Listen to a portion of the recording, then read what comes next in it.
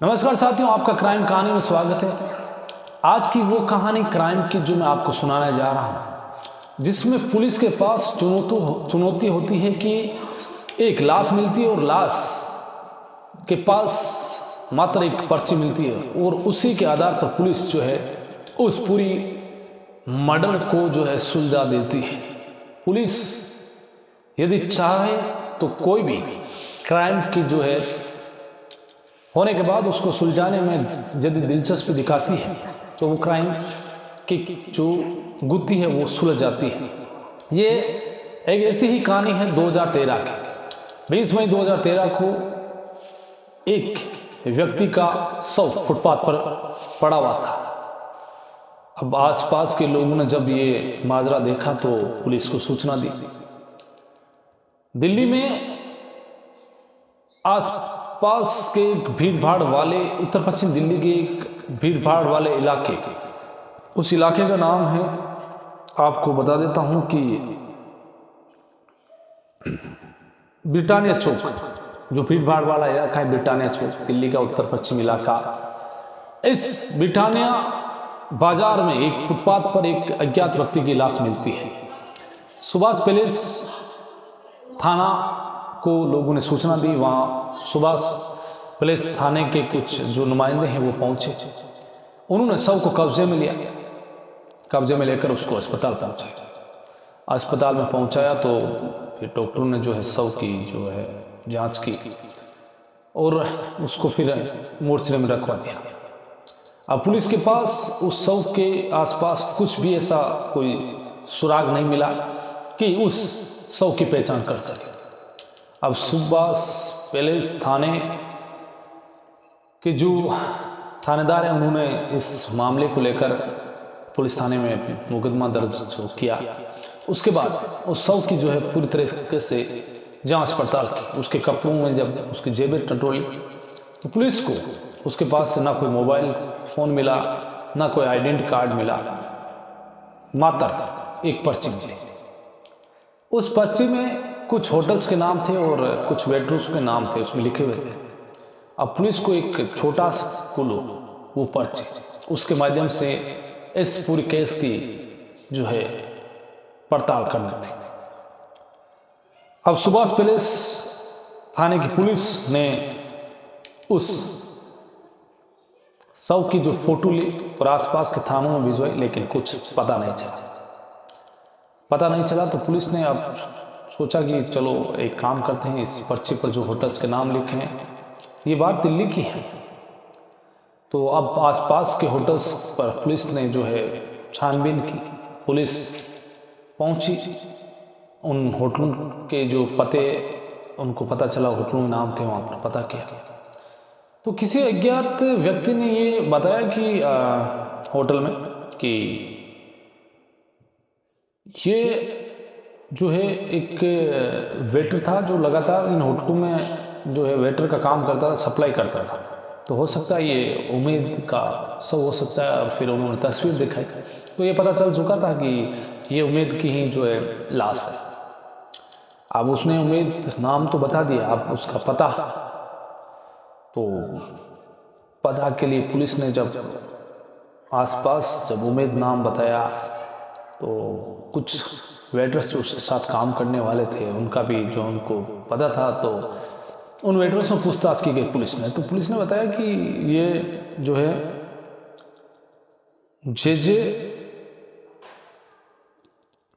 आपको बता दूं कि जे कॉलोनी है, वहीं पर वहां पर उम्मीद जो है रहता था, यानी शकरपुर इलाका है, ब्लॉक है, उसमें ये एक जगह पर रहता था। उसका पता वेटर ने बताया। अब पुलिस शकरपुर पहुंची। शकरपुर उसके तस्वीर को वहाँ के जो कॉलोनी वासी उनको बताया, तो कॉलोनी वासियों ने कहा कि हाँ ये उम्मीद है, उसका घर का पता बताया। अब शकरपुर में जो ब्लॉक में वो रह रहा था, तो वहाँ पर पुलिस पहुंची। पुलिस ने जब उसके घर पर पहुंची तो ये तस्वीर दिखाई तो उसकी पत्नी और उसके भाई ने ये शिनाख्त कर दी कि हाँ ये उम्मीद है। वो चीख पड़े। अब ये पता चल चुका था कि ये उम्मीद ही है और उसका कत्ल हो चुका है। पुलिस के सामने ये था कि आखिरकार ये कत्ल क्यों किया गया, किसने किया। घर वालों से पूछा कि किसी की उसकी दुश्मनी थी या था, तो ऐसा मामला था नहीं। घर वालों ने कहा कि किसी की दुश्मनी नहीं थी, ना कोई वो जो है बताता था। वो एक वेटर का जो है सप्लायर का काम करता था और वो राजस्थान में आता जाता था। राजस्थान में भी वो कई होटलों में जो है काम देता था, कई वेटर्स को भेजता था। तो अब पुलिस के सामने ये चुनौती थी कि आखिरकार शकूरपुर का रहने वाला और भीड़ भाड़ वाले इलाके में इसका कत्ल हुआ है, तो माजरा क्या है। अब पुलिस ने उसके घर वालों से उसका मोबाइल के बारे में पूछा तो कहा कि उसका लगातार मोबाइल भी बंद आ रहा है। तो घर वालों ने उसका नंबर लिया और उसके मोबाइल को सर्विलांस पर लिया। अब यहीं से जो है सर्विलांस पर जैसे ही फ़ोन लिया तो पुलिस को पता चला कि इसका मोबाइल एक्टिव हुआ है, उसके नंबर एक्टिव हैं। और पुलिस को यहीं से कातिलों तक पहुंचने में जो है मदद मिली। अब पुलिस जहां पर उसका मोबाइल एक्टिव हुआ वहां पर पहुंची।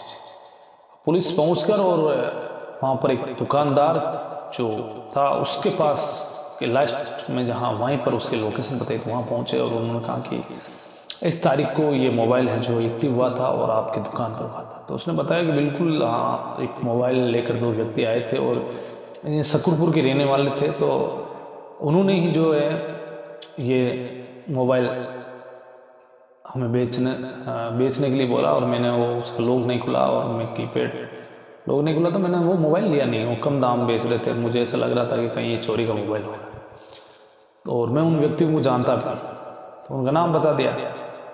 अब पुलिस उनके बताए हुए पते पर पहुंच गई। पुलिस जो दुकानदार था उसने बताया कि जो दोनों व्यक्ति हैं वो यहाँ के रहने वाले हैं। तो पुलिस ने अब शकूरपुर के इलाके में ही जो है आसपास एक जो जे कॉलोनी है, शकूरपुर के पास में जे कॉलोनी, वहां पर वो दोनों जो आरोपी हैं वो मिले पुलिस को। पुलिस जब पहुंचे दोनों वहीं मिल गए। एक नाबालिग था, एक दूसरा सजाए-फात आरोपी जिसका नाम आपको बता दूं कि साजिद था और एक सजाए-फात सिग्नेचर जो चोरी करता था, कहीं बाइकों पर लूट करता था, कहीं उनसे मोबाइल छीन लेता था, उसके खिलाफ कई मुकदमे थे। तो अब पुलिस ने जो है उस साजिद से पूछताछ की कि आपने इस उम्मीद की हत्या क्यों की। तब अब पता चला पुलिस को कि कहानी पूरी क्या है। साजिद ने बताया था कि जो 20 मई है उस दिन मेरे पास पैसे नहीं थे और मैं नशे का आदी हूँ। मैं और मेरा दोस्त दोनों अब इंतज़ार कर रहे थे कि कोई मिले हमसे पैसे ले। तभी आज़ादपुर की ओर से ये उम्मीद आ रहा था, तो हम वहाँ खड़े थे, हमारे पास चाकू था। जैसे ही उम्मीद आया हमने उसको पकड़ा और उसके सीने में ताबड़तोड़ चाकू से वार किया। उसके पास कुछ पैसे थे और मोबाइल था, वो हमने लूटा और हमने उसको मर्द समझकर उसको वहीं पटाकर चल दिया।